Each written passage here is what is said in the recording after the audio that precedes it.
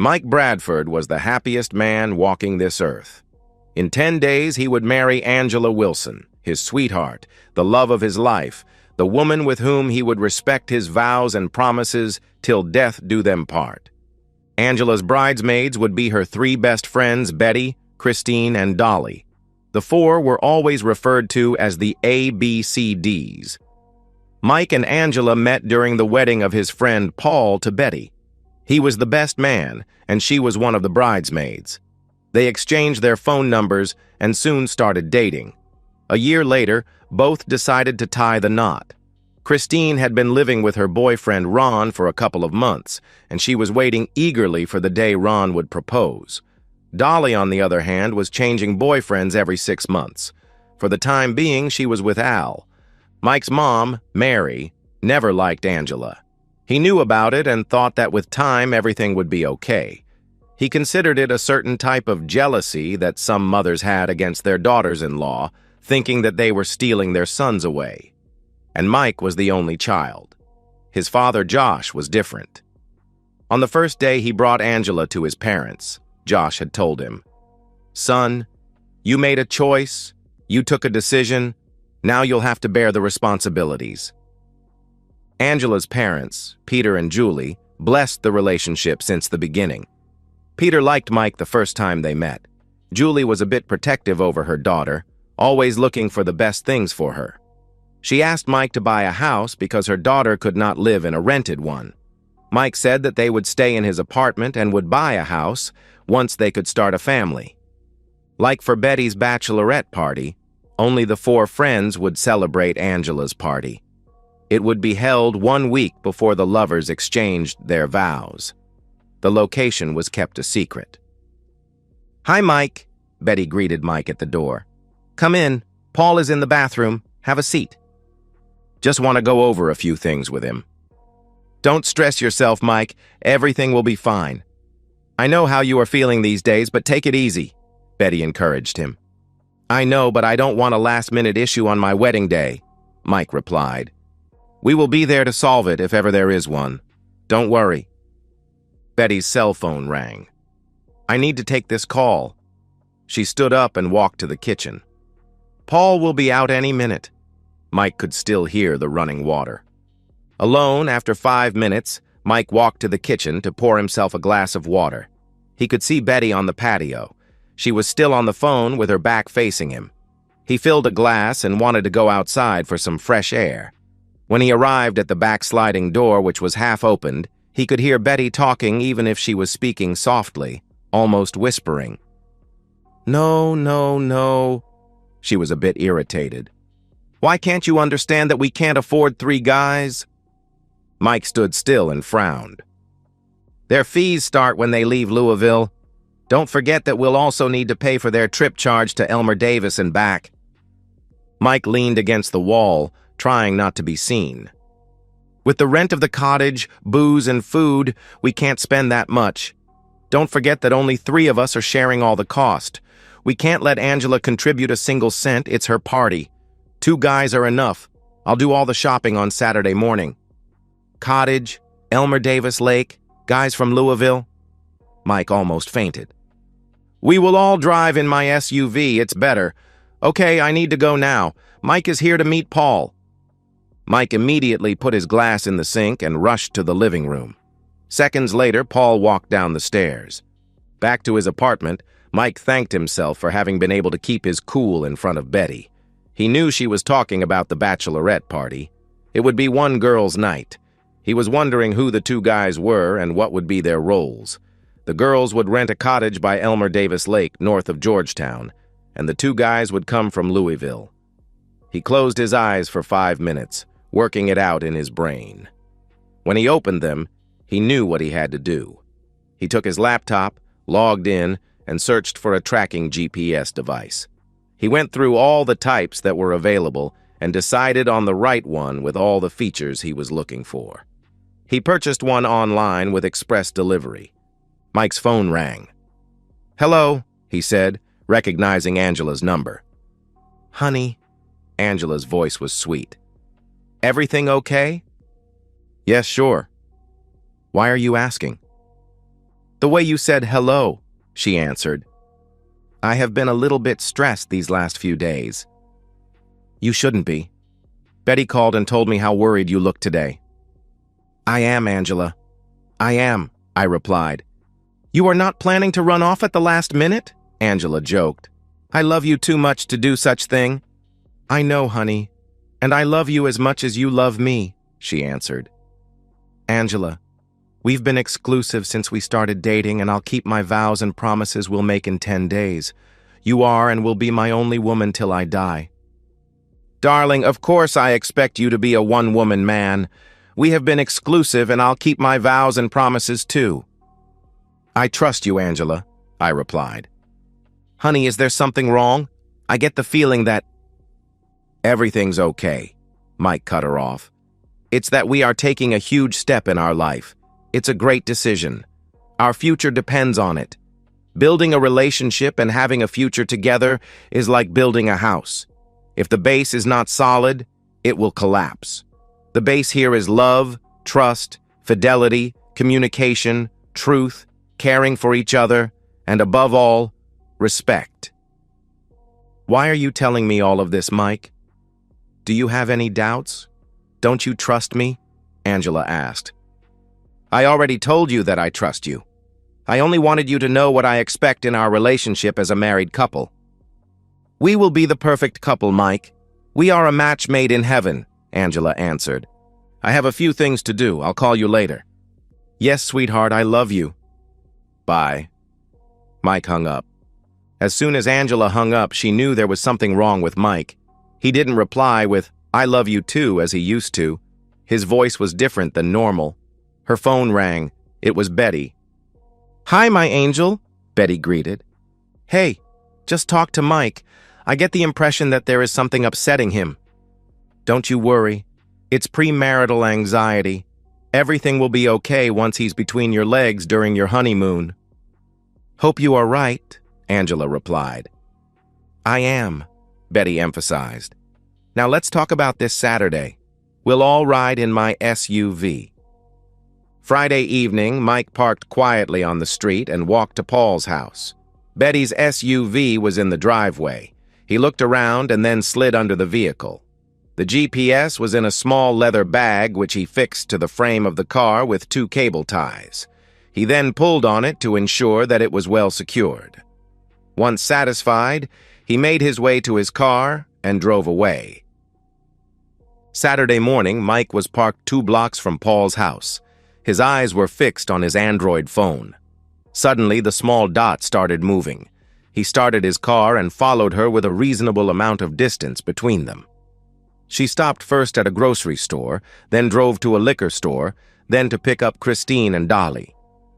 When Mike followed Betty to her place, he was satisfied with the GPS. Once in his apartment, he called Paul to find out the time Betty was leaving in the afternoon.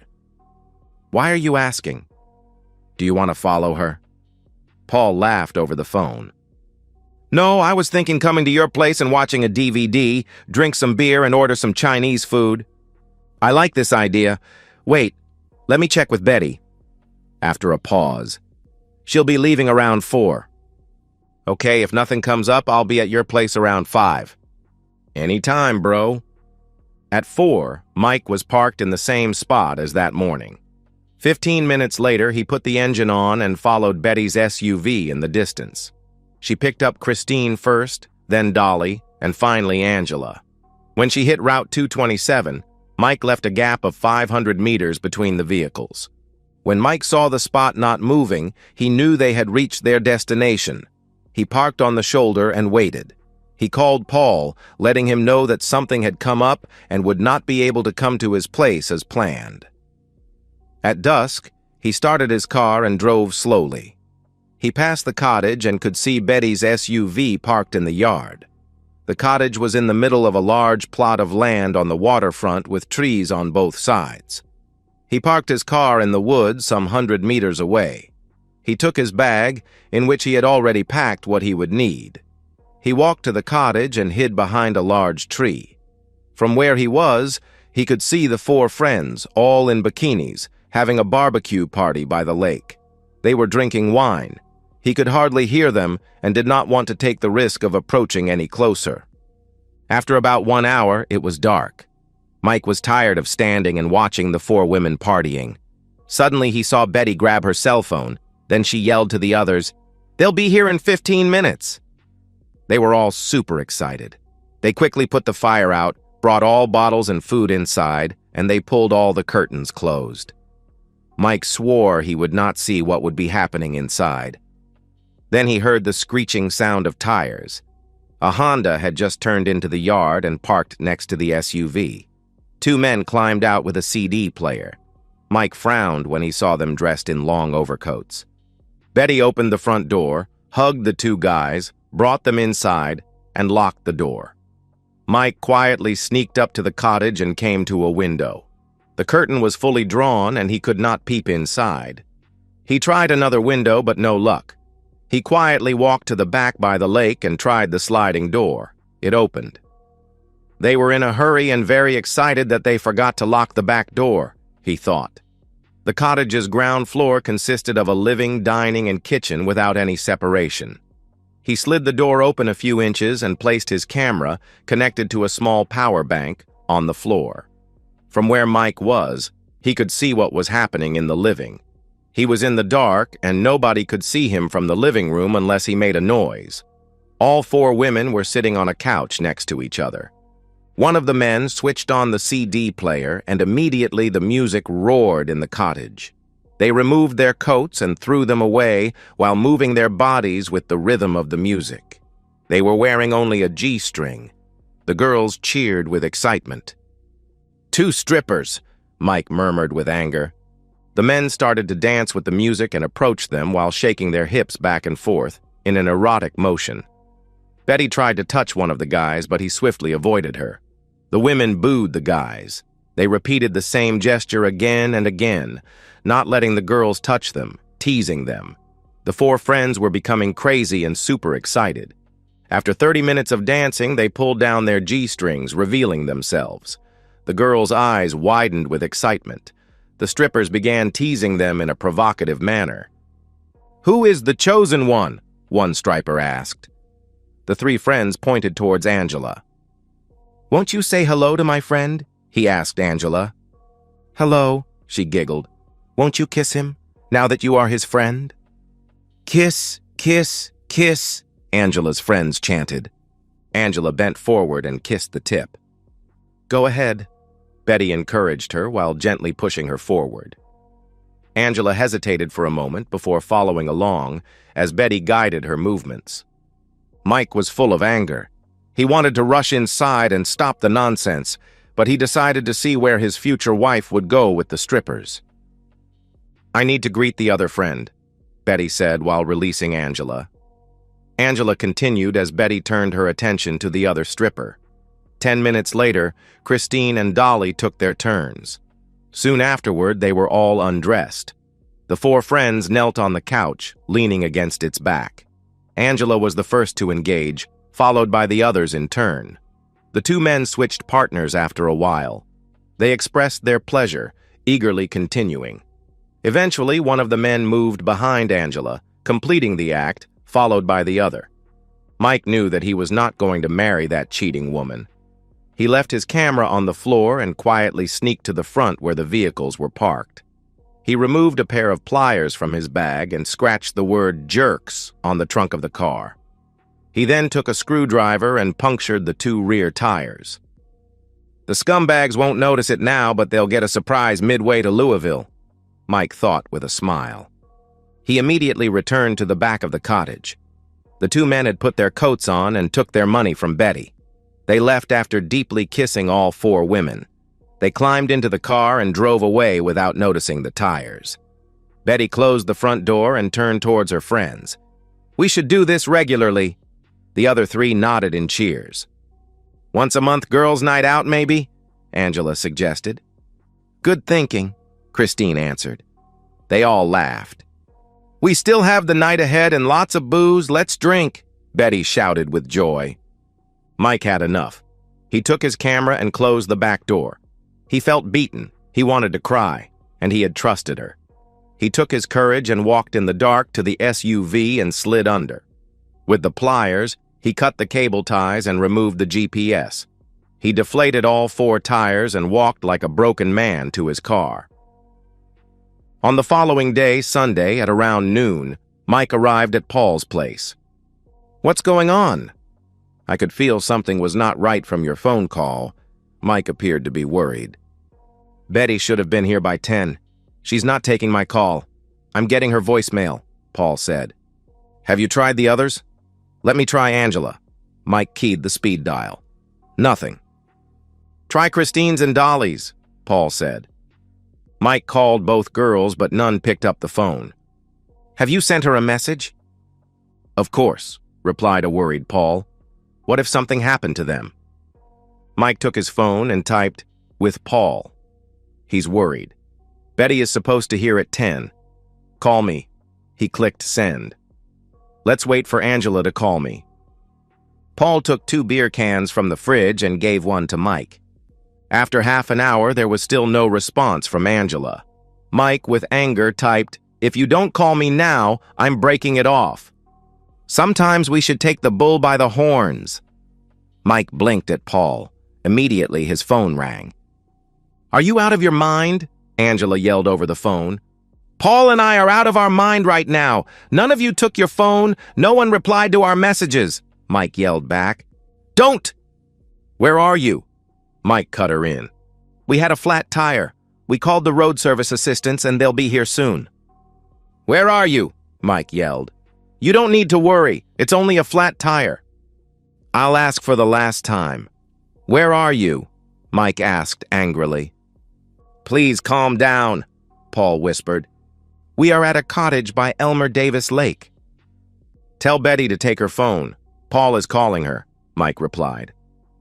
Paul immediately dialed his wife and stepped a few feet away to talk to her. "Now you tell me why no one answered their phones when Paul called?" "We didn't want to worry him about the tires." "In fact, you worried us by not taking the phones. Call off the road assistants. We are coming and we'll fix the spare tire." "Where are you exactly?" "It's just that," Angela hesitated. "We have 4 flat tires." "What?" Mike was good at acting. "How could this happen?" "We don't know," she replied. "Then you better wait for road assistance." Mike eyed Paul. "Paul and I are driving to Louisville to have some fun." "What? What type of fun?" she asked. Mike hung up without answering Angela. "Call Ron and Al and see if they are interested in a boys' evening out." Mike blinked an eye at Paul. The 4 guys drove to Louisville that evening and had a blast. They had dinner, went to an adult club watching some pole dancing done by women, then ended up in a bar. It was hard for Mike to stay cool. During their last drink, before they hit the road, Mike raised his glass. "Okay, friends, I've a suggestion." "We are listening," the 3 others said simultaneously. "We won't have intimacy with our other halves till my honeymoon." "But why?" Paul asked. "Just to teach them that we are the men, and we are in control." "I agree," Ron cheered. "I second the motion. This is a good idea," rambled a drunken Al. "If everyone agrees, I won't say no," Paul smiled. "Let's hope each one of us will keep his word," Mike stated. "We will!" the 3 friends shouted at the same time. "And no one should spill the beans about what we did today," Mike emphasized. The following day, Angela called Mike and she wanted to know where he was and what he did with his friends the night before. The only thing she knew from Betty was that Paul came home late and drunk and went to sleep in the spare bedroom. The others have not said anything, or else the girls would have already known, Mike thought.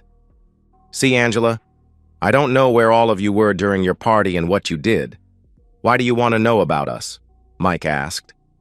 "I told you we were at a cottage. We drank, ate, danced, and exchanged some naughty stories," Angela replied. "You told me you were at the cottage after your party and after several unanswered phone calls. We drank, ate, danced, and exchanged some naughty stories." "Oh, that's all?" Angela questioned. "What do you think? We went out to have an affair with the whole town?" Mike was aggressive. I need to calm down, he thought. No, I didn't mean such things. I know you won't do that. You're right. I would never do such things. We're exclusive, aren't we? Mike asked. Yes, of course we are. Mike could notice fear in Angela's voice. One important thing, according to family tradition, we should not have any contact till we meet in the church. What? Angela questioned. Yes, Angela. I would like to respect it. Hope you'll understand. Yes, darling, I understand, Angela replied. Good. See you at the altar. Angela was still shocked when Mike hung up with a click sound. He was cold. No more darling, sweetheart, honey, I love you. It could be the premarital anxiety, Angela told herself. Mike stood at the altar with the priest behind him. Paul, Ron, and Al as groomsmen, and Betty, Christine, and Dolly as bridesmaids stood on either side. The church was packed with guests. The wedding march was being played, and Peter walked his daughter Angela down the aisle. She really looked like an angel in her wedding dress. Dearly beloved, the priest started the ceremony, we are gathered here today. Excuse me, Father, Mike cut him off. Before you begin, I have a few things to say. It won't be long. Everyone was taken aback, their eyes on Mike. It's not a common procedure, son, the priest said, but if you won't take long, go ahead. Thank you, Father. Mike smiled at the priest and then at Angela. What are you going to say? Angela whispered to Mike. Don't worry, Mike whispered back and turned towards the guests. The first time I met Angela was here, in this church more than a year ago. For me, it was love at first sight. When Paul told me that she was single with no boyfriend, my mission was to conquer her heart. And I succeeded. We dated for a year till I asked her to be my wife. And you all know her answer. Everyone laughed. The priest shook his head with a smile. I love you, Angela whispered. Mike nodded. When we started dating, we made the promise to be exclusive. I kept my promise. Today, our wedding vows will contain these 3 words, forsaking all others. Honey, where are you going with this? Angela was a bit worried.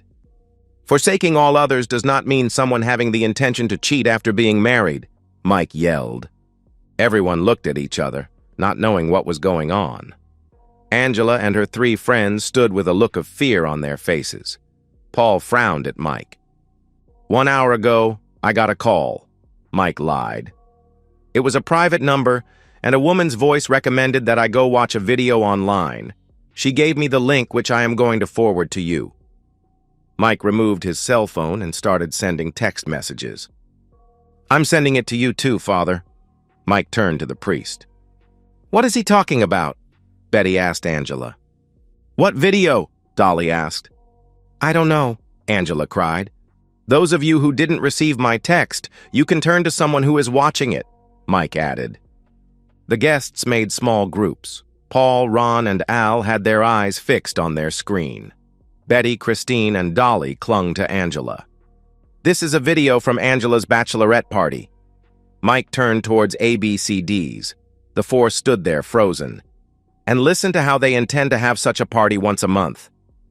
I knew she was a cheating woman, Mary shouted. Josh held his wife's arm and shook his head at her. There was a sudden uproar. Cheating woman, Paul yelled at Betty. Don't come home today. I'm throwing all your things on the street. Take your back wherever you want. I'm divorcing you. Betty started to cry. I love you. All of you had unprotected intimacy. I don't know what types of diseases all of you are carrying right now, Paul stormed back. Children, please calm down. You're in the house of God. Please respect that. The priest tried his best to calm the situation. Julie turned towards Mary with a fierce look. My daughter is not a cheating woman. Then she should be a disgrace, a voice from the back shouted. I would like to humiliate Betty, another voice said. Please, you are in a church, the priest pleaded over the cacophony going on in the church. Mike sensed that Paul would get aggressive. He herded his 3 friends away towards the entrance. "It was not my idea, Paul. You should believe me," Betty tried hard to explain. "What?" Christine and Dolly lashed out together. "Have you forgotten you were the one who organized your own bachelorette party?" Christine spat. "The following day I had to buy you the morning after pill," Dolly shouted. "Please, Mike, it was a mistake. Don't leave me, please. I love you," Angela begged. "A mistake which has been planned for days or even weeks," Mike yelled. "Don't listen to this cheating woman, Mike," Mary said. "Listen to your mom, son," Josh added. "Say something, Peter." Julie was irritated. "What do you want me to say? If I was in Mike's place, I would slap Angela before leaving her at the altar," Peter replied, grinding his teeth. He then stood up and walked towards Mike. "I'm sorry, son. Really sorry." He then walked out of the church, drying his tears. Ron removed a ring and showed it to Christine, shook his head, and put it back in his pocket. Christine knelt down and cried. Mike removed 2 airplane tickets and handed them to his father. "I've changed the names to yours and Mom. I've already instructed the driver of the limo. He will take both of you home. Take your passports and a suitcase. He'll then drive both of you to the airport. You will like the Seychelles." "But son, you should not. Both of you badly need a vacation. Enjoy." "What are you going to do?" Mary asked anxiously. "We are going to celebrate our singlehood," Paul intervened. Like teenagers, the 4 men ran outside and rushed to Paul's car. Everyone started to walk out of the church, leaving the 4 friends and Julie behind. "I will have to make my report with the evidence I have," the priest told the women. "I truly hope to see all of you in confession." He turned back and walked away. "Come on, darling, let's go." Julie took Angela's arm. "You'll certainly find someone better." "He's the best I ever met," Angela sighed. "Can I come to your place till I sort things out?" Betty asked Christine and Dolly. "No way, after you tried to backstab us?" Angela turned towards the 3 women. "Do like me, leave this town. It's so humiliating that I won't be able to face the people here." She mopped her eyes and accompanied her mother to the exit. 3 years later. San Jose, California. In a little church in the suburb of the city, a groom was standing at the altar waiting for the bride to walk down the aisle.